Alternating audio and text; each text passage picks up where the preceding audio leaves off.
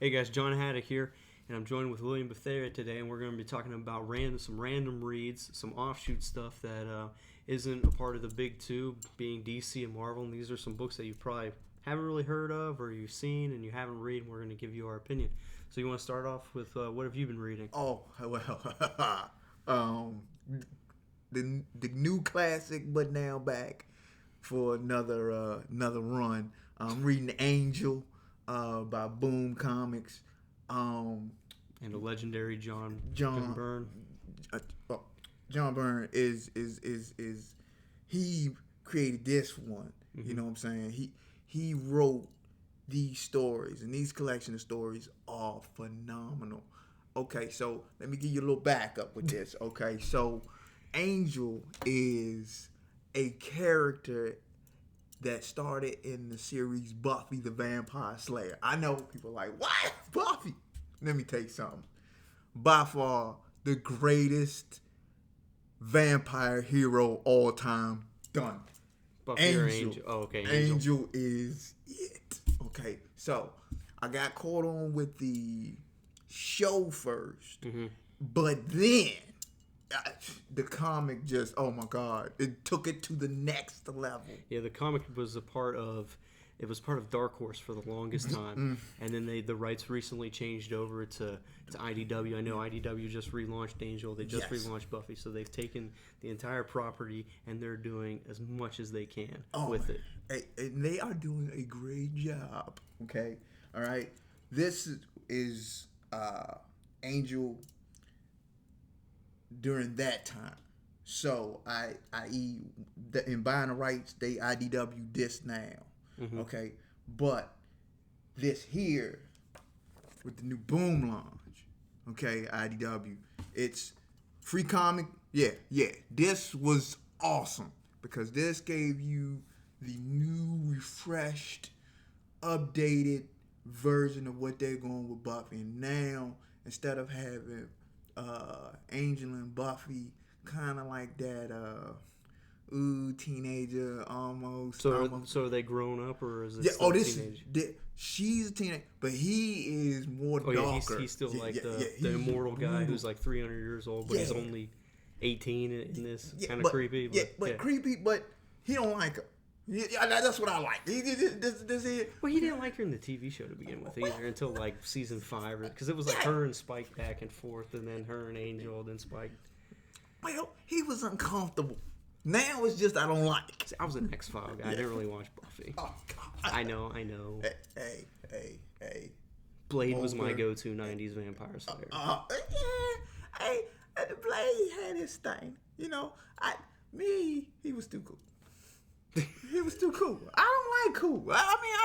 My man was broody. Okay, he couldn't have fun. He has like 300 years of baggage. And that's why.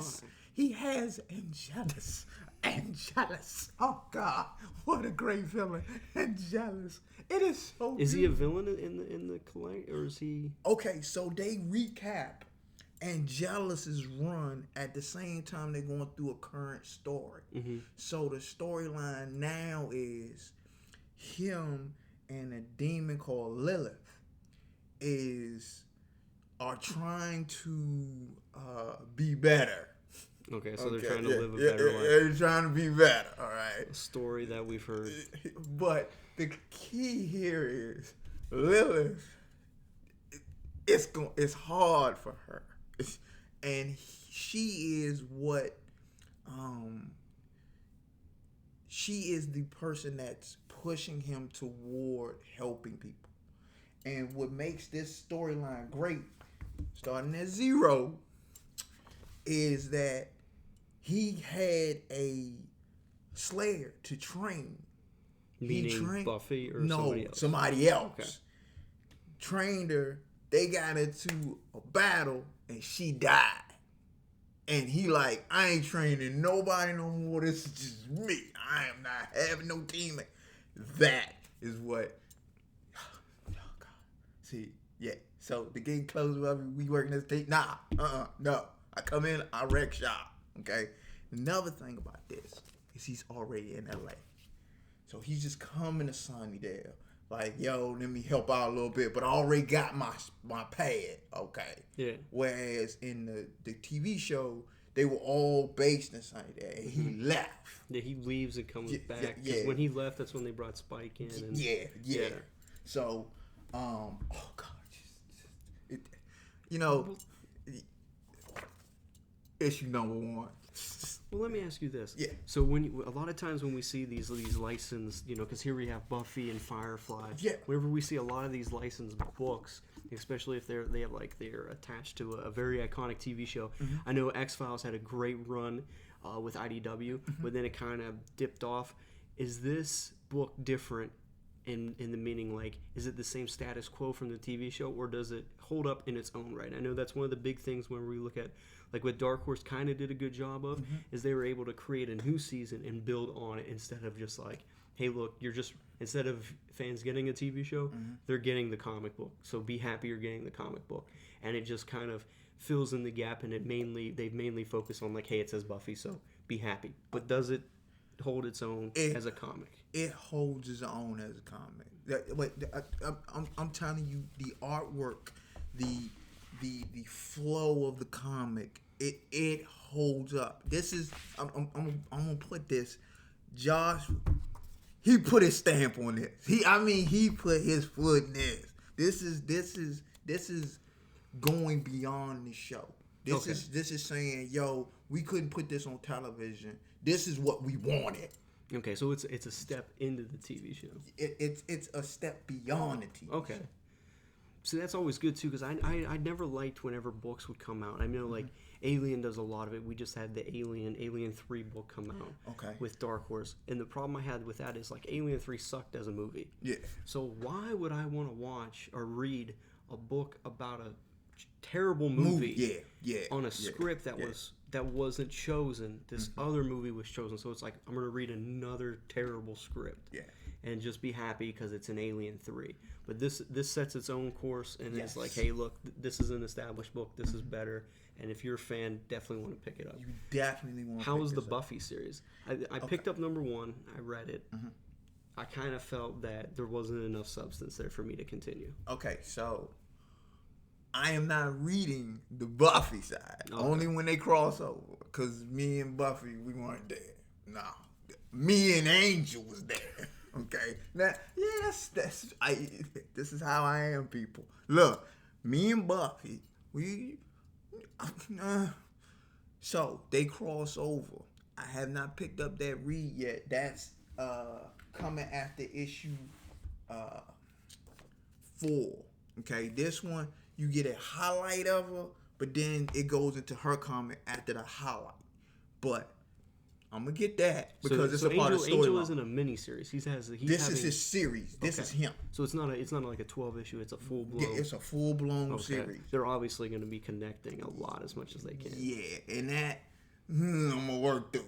But he holds stories on his own, and that's what I like. Like, they are mentioning gun because Lilith says there has to be a gun in your life. So that'll be the character Gunn coming in and being a part of his team. Gunn and Buffy were never together. Yeah. So this is him getting his squad together. This is hopefully we bringing in Lauren. Oh yeah, hey, and we taking it there. All right. What can I say about this? Okay, so number 1. All right, I'm already 5 issues in. Well, counting 0. So 0 to 4, 5 issues in. All right, and I'm telling you, it is magnificent. Okay, it is going with the flow of there is something crazy going on in St. Air where there's a guy who's getting teenagers and making them kill themselves or their parents. Mm-hmm.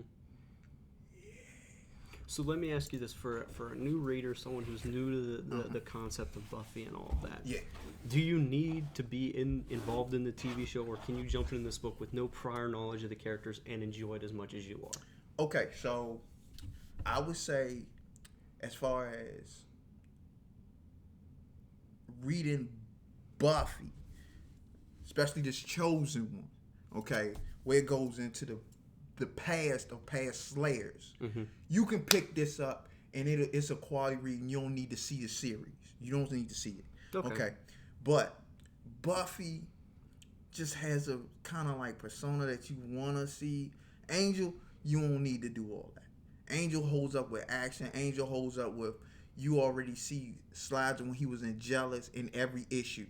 So in every issue, you see the backside of, him being evil, and then recapping every issue. Mm-hmm. So you can pick up issue 5 and you already know, oh yeah, this dude is burdened with a lot of guilt. You from issue 0 to 5, it doesn't matter. You good. It's wonderful.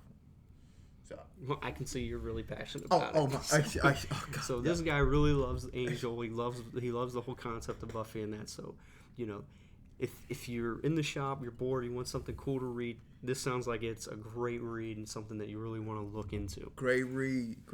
And wait a minute, I'm gonna say this. It's not for the little kids. What is the actual rating on this? Rating. This is a. This gotta be for teens. It's gotta be teens. Yeah, it is. Yeah, this is a teen book. It's a teen book. Okay, no. Yep, it's a teen rating. Not the little kiddies. No. I also want to say, get this collection by John Byrne. All right, because it has Angel and versus Frankenstein 1 and 2. Okay, and it's the monster Frankenstein. Great, because he faces off on Frankenstein as a Jealous. Damn, legendary fights. Okay. Then we got Angel, Blood, and Trenches. Okay, this goes into him when he was, he got his soul and he was in World War II. Okay. All right. It's in black and white. Oh my God, it is so beautiful. Who is the artist on that? Okay, we got several artists on here. Let me go ahead and give you. You can just go to the gloss. Yeah. All right. So we got for the Frankenstein. We got actual John did the story and the art. Letters were by Chris Moreau and Robbie Robbins. Neil Yatek was in the letterings as well. That was Blood and Trenches. That was the black and white. Angel versus Frankenstein, the first one. John Byrne wrote that and did the art. Color was by Rhonda Patterson. Letters was by Robbie Robbins. He keeps the whole same team. John Byrne looks like he's writing and doing the art for most of it. Yeah, it's beautiful, man. It's my take on it is he's got some color in here, but he got black and white, and I'm big on black and white, especially when you go in time period pieces. Yeah, I love that. And I was a big fan of John Byrne's run with Fantastic Four. I thought that was really actually good. Yes, I remember that. He had that run. He had I didn't like his Spider-Man run though. He had in the 90s. Okay. You remember when he reboots Man of Steel, right? So John Byrne did this. Yeah. He did a relaunch for DC for Superman. Okay. He did the Man of Steel run, which was really really great. He just updated the Man of Steel to like the 80s. You know, gave Lex Luthor the business mogul kind of bad guy thing. Okay, yeah. Then Marvel's like, hey, look, come and do the same thing you did, but for Spider-Man. Mm-hmm. Doesn't have the same push at all. Fans really don't like it. I didn't like it. Kind of gets retconned out, and they go back to the original stuff. Mm-hmm. But John Byrne is definitely a legendary guy in the comic book world. Aces across the board. Just for his namesake alone, that would definitely be something I would definitely check out. Yeah. Oh man, I'm telling you. This is a time period piece for me because what is this? IDW is also doing Star Trek, is also doing Firefly, which they do a lot of stuff. Were big for me. Okay, especially Firefly. Mm-hmm. Firefly was like that Western space show that you just had to get into, and when it got canceled, it hurt me. But then they did the movie Yeah, Serenity. Serenity, which was top 10 movies of all time. I don't know about that. Oh my God! Look, okay, you watched the series. You was waiting for that little girl to go off one day. You knew it was something about this little girl. That was River Tam. Yes. Oh no, River Tam. I'm telling you. Moving on from that. Hey. So the book I have is Let's go. Big Trouble in Little China by John Carpenter. Top 5 all-time movies. I can agree with that. And Cult the top classic, 5. Kurt Russell doing a John Wayne impersonation the entire movie.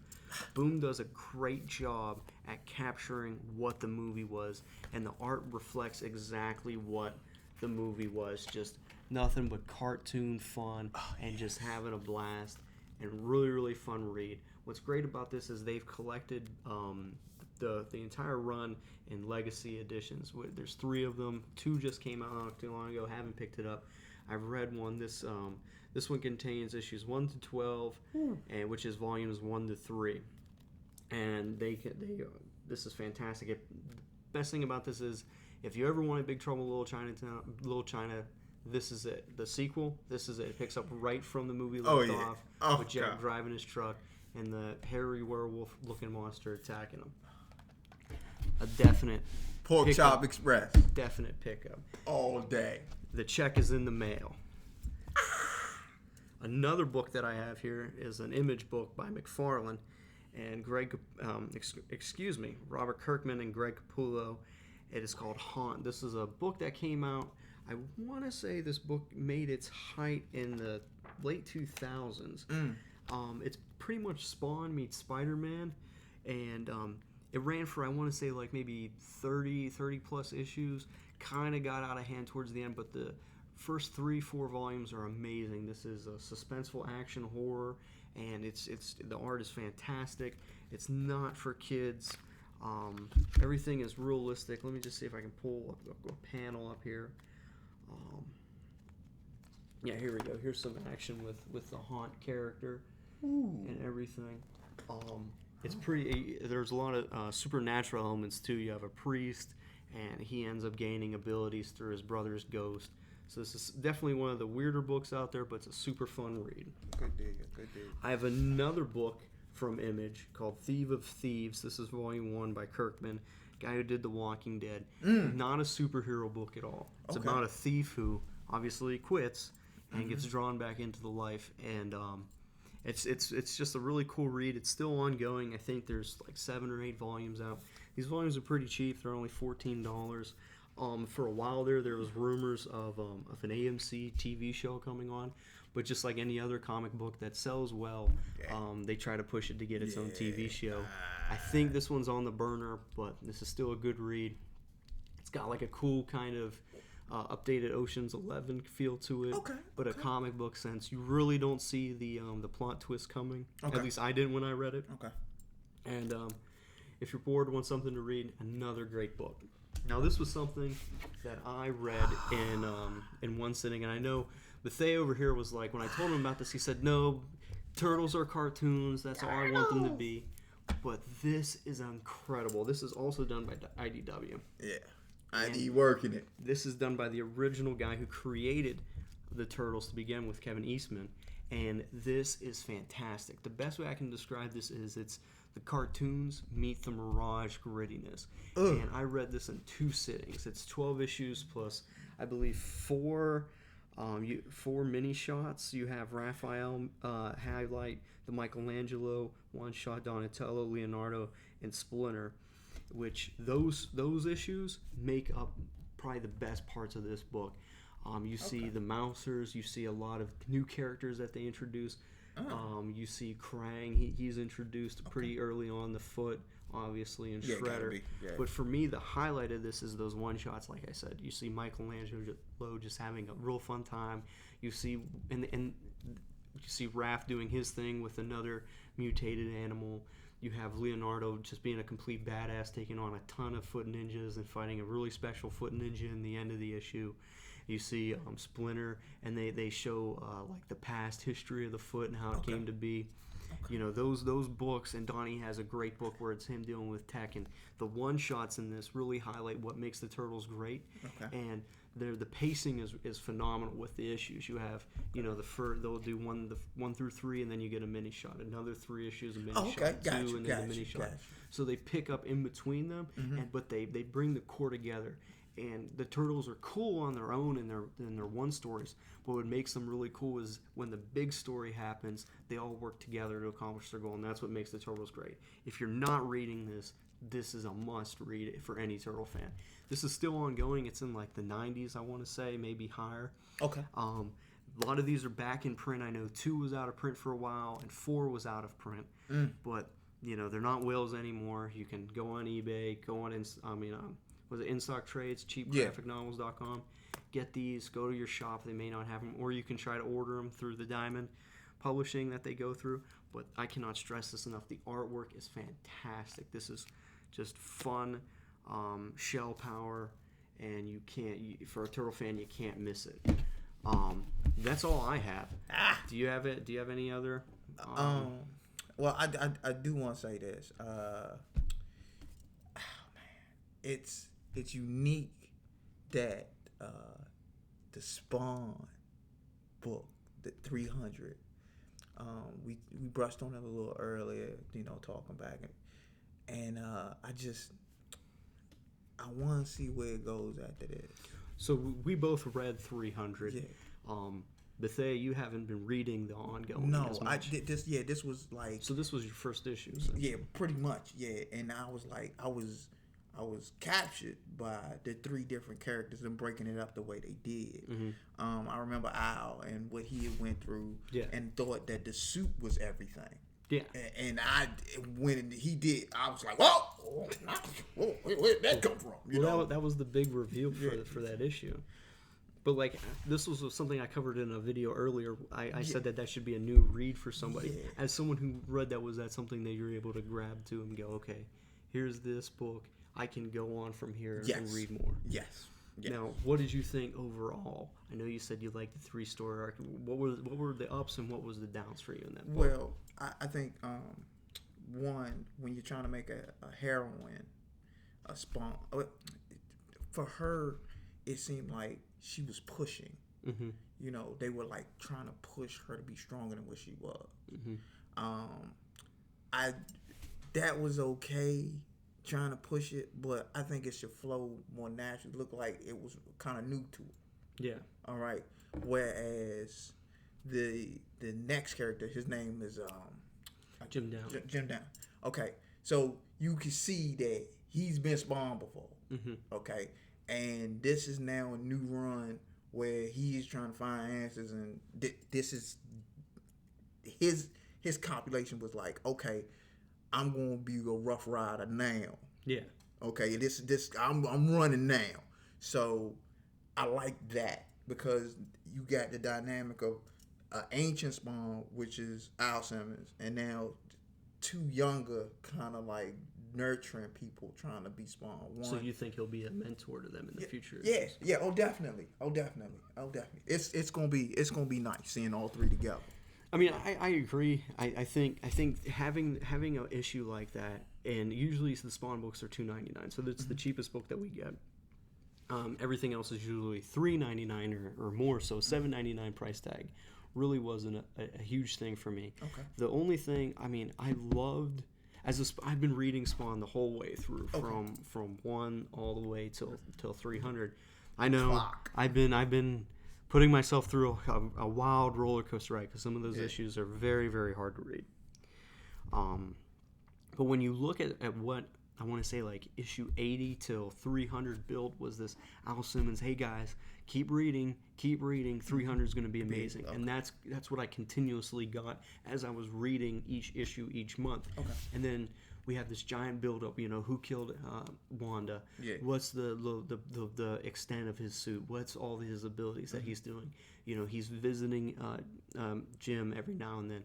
You know, what's that extent? He's got all these dead from his rogues galleries back, and he has them like locked in a basement. Now there's this computer guy with him, and then now you bring Jessica Priest back.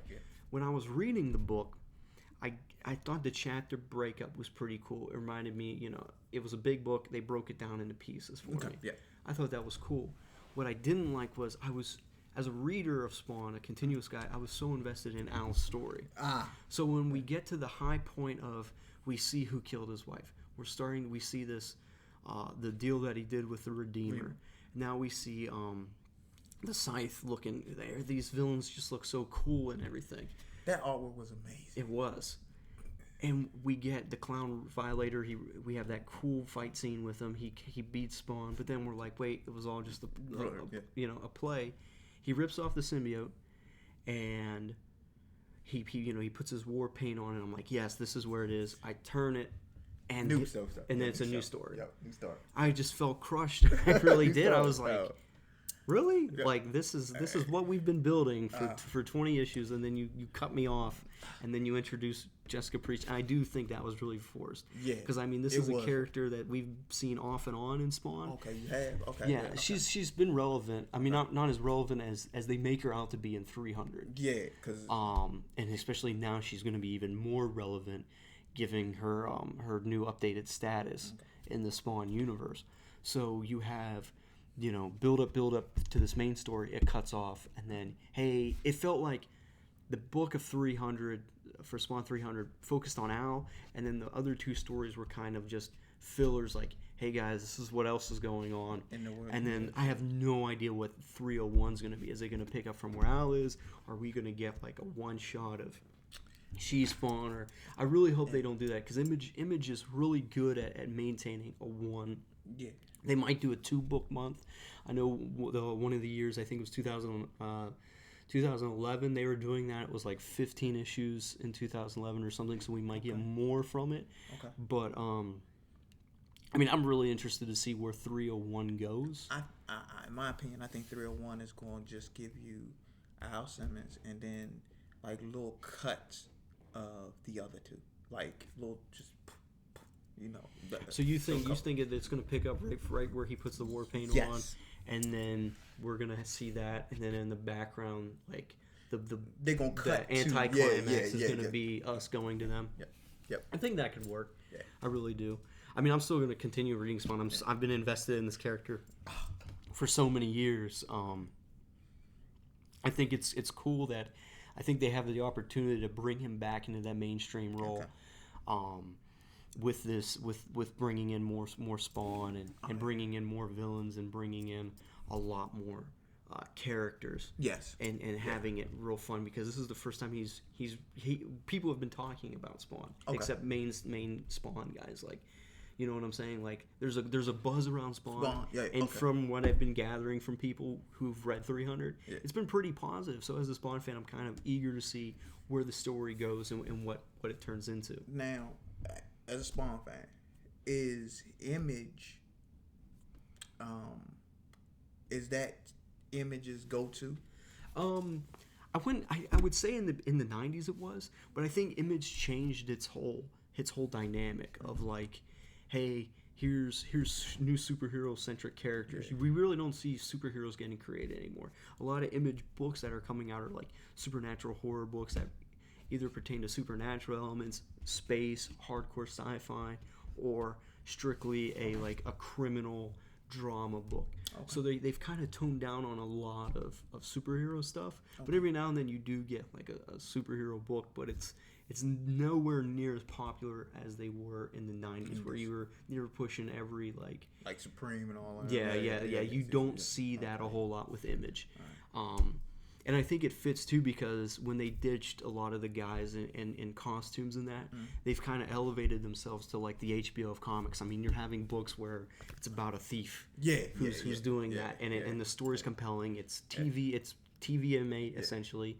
It's no holds bars, and it really pushes what comics can do and treats them like an actual medium and something that, hey, look, this isn't for kids. Hey, look, this is for adults. Everybody can enjoy comics regardless of how old they are. Yes. I think that's what Image is going for now.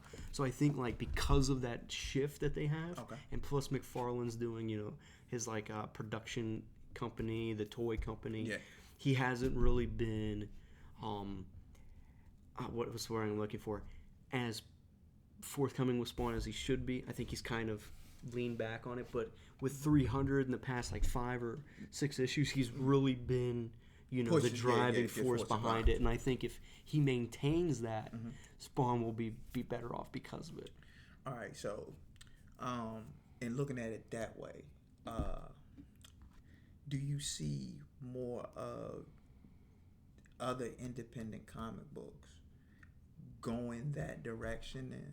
Because I finally got through all of the boys on Amazon. Yeah. And I loved it.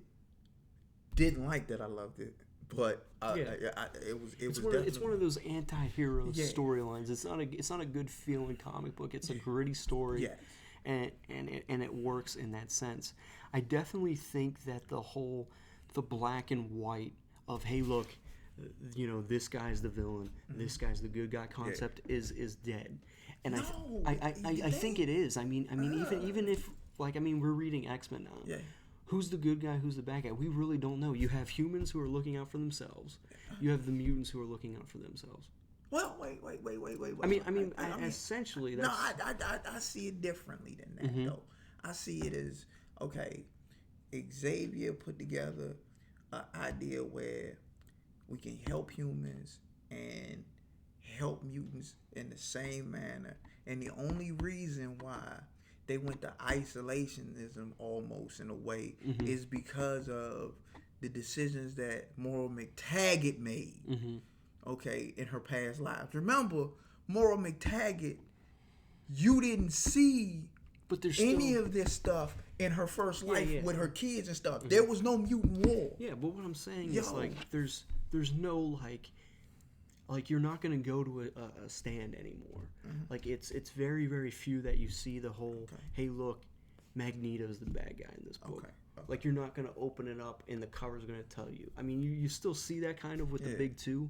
But the books that are really, really selling and taking off are your, this book Die just came out with Image. It came out 4 or 5 months ago. Okay. That's got an intricate plot. Okay. You have books like Saga where it's 2 raging civilizations. Okay. Yeah. So it's not like, hey, this guy's right and so is this guy. Okay. Leave it up. Who's the worser of 2 evils? I see a lot of companies are doing stuff like that. Yeah. Or they're doing something that has nothing to do with superheroes altogether. Yeah. And that bothers me. I'm like this, and I think it needs to be said that comics, especially when you're younger, you get a lot of who you are from your family, but you get a lot of what you are from what you read and expose yourself to at a young age. I know that even though I was smaller, I had that fight in me where I didn't like bad things happening to people. I didn't like bullies, and I would stand up because that's what my comic book heroes would do. That's what, you know what I'm saying? That's what, that. But I think the books are also. I mean, when you grew up during the Cold War, right? So it was an us versus them mentality. Well, your villains wore a uniform. My villains wore uniforms, but here's the thing about my villains. My villains weren't always what you thought the villain was going to be. But you knew they were the villain, though, because of a uniform or... Well, you knew they were a villain because of the deed that they did. Yeah. Okay, not just, I remember in the comic when I was introduced to Colossus. Mm-hmm. You know, and you would think Russian, and, Yeah, you bad know, guy. yeah. But nah, Because you have that he had a great heart. Yeah, that pre-mentality. But the comic said, nah, he could be a great dude. Yeah, but that was after they established. But your prerequisite was, hey, Russian bad guy, and that's what I'm saying. Like in today's world, the world that we live in today, anybody can be a bad guy. I mean, we see that in the news today. Yes. You don't have to be a Russian guy. You're not. Our enemy isn't wearing a uniform. No. So it's like, well, if I'm a kid and I'm growing up in the world today, Yes. the villains don't wear a uniform. So if I'm reading a book, I need to make that book as real as I can. Understood. Yeah. So with that 80s mentality and 70s mentality, you have that, hey, look, the red is the bad guy, the red Russian. Yeah. Nowadays, it's anybody. So that's why you were seeing a lot of gray area villains nowadays, where it's like, well, Venom's, he's not that bad, I kill a couple people, but this guy's not that bad. But I think that's why, and I think it's also, it's easier to start a story that you can maintain. I think with a superhero book, they're always expected to win. If that character dies, then the book is essentially dead. I think a company comics don't sell that much, so like it's better as an insurance policy to take a already established huge licensed character that ruled the 90s and run with them, because a dedicated fan like you says, oh, Angel, I'm getting this in the whole series. I don't like Buffy as much, but Angel's in it, so I'm going to get the Buffy book. Or I like Transformers. I like Ninja Turtles. I'm going to read Ninja Turtles, Big Trouble in Little Chinatown. These licensed things also work too, because it's very easy to entice people into reading them. If I create a brand new superhero, it's like, why do I want to invest in this character? I already like Batman. I might buy it as a collector, but like it's going to be harder for me to follow them because I already have a longer one. And then you have a book like, Killed or Be Killed, that they already sit there and say, okay, this book is going to tell a story. And then it's going to wrap up its story at the end of 40 issues, 50 issues, and then be done with it. You're seeing a lot of those books because people want that ending. They like that closure from it. I mean, Batman and Superman are never going to end. Never. Flash is never going to end. Wonder Woman's never going to end. Right. That's tiresome on somebody. I don't know. Because what happens when they hit a roadblock, a reboot? Or a Dark Horse turns into IDW. We reboot. But with Image, the end. Yeah. Well, that's where these books are doing better than the other stuff. And I say to that, I say novels. Okay, great. You got one shot. It's a great novel. I loved it. Cool. But then you got Stephen King. He brings out this whole world of books. That's different. No, it's a living and breathing organism that we've created. We've created a not just a title, not just a hero, but a vision that people want to live up to. A vision that people sometimes want to emulate. A culture. And this is why, our country is the way it is. It's because of these things that we put up and we say, hey, these are the building blocks of what our nation represents. I don't care what nobody say. Superman is the greatest illegal alien of all time. He is the greatest illegal alien of all time. He did have his U.S. citizenship, and then he gave it up. Hey, you know why? Because he knew. Yeah, he's the world's hero. He's not just America's. He's the world's hero, but he wears a red, white, and blue. He's true and true. I'm trying to say. Well, guys, I'm going to wrap this up because I think me and him could go on and on and on over this topic. Me and him, stay tuned. We're going to be doing another video later on today about the new stuff coming out. We're going to hit up the comic book store and get our stuff. Yes. But please give a like, give a comment. We'll definitely hit you back upon the conversation, I guess the argument that me and Bethea had. But as always, guys, read comics and support your local comic shop. Hey, remember, day's 9/11. Remember. That's it. Thanks, guys, for tuning in to Think About Comics. Enjoy the rest of your day.